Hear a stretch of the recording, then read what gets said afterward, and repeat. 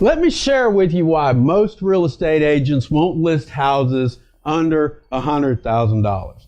The answer to this question is actually pretty simple and should be very obvious. But to many people who own homes that are valued under $100,000, it is very disheartening.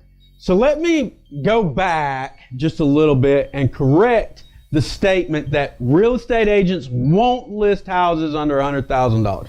They will list them. They just won't pour their blood, sweat, and marketing dollars into them.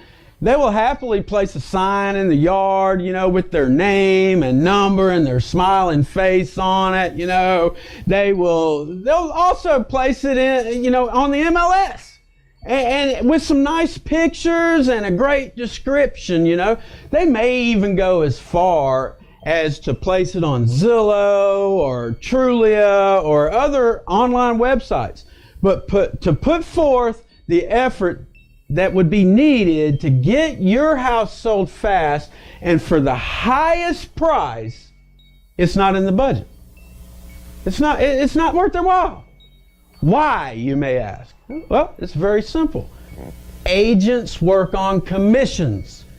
Generally, the going listing agreement is for, a 6% commission to be split between the listing agent and the buyer's agent. Now hold on just a minute. You thought that was their job, to bring a buyer. Well, yeah, in a sense it is. But they can't represent you and the buyer and negotiate on both of your behalves. That would be counterproductive and a conflict of interest. Never looked at it that way, did you? Well, don't feel bad. You're not the only one. All right? So let's go back to the 6% commission deal. All right? Let's look at that for just a second. If I were to sell your house for $100,000, the real estate agent would make, $6,000. That would have to be split. So, okay, $3,000 doesn't sound too bad, but that's not what they'll get. That's not how much they're going to receive. Agents work through brokers, all right, who do commission splits. And they've got other costs and fees associated with their brokerages.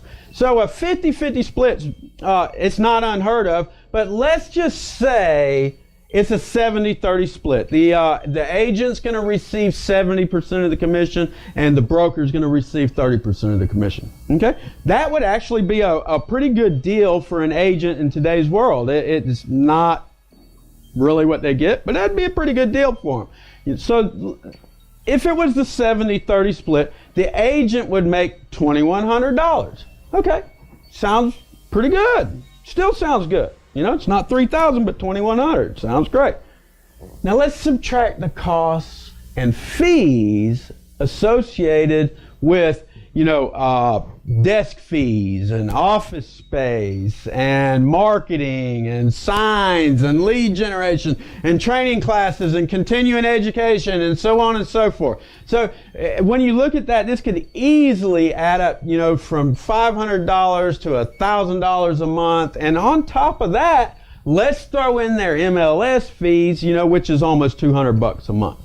Now, that $2,100 looks more like $1,300 or so. Well, that still looks good, right?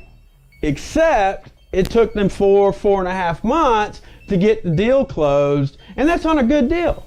Your realtor actually made less than $300 a month messing around with your $100,000 house. Would that be worth it to you? I somehow think not. Okay?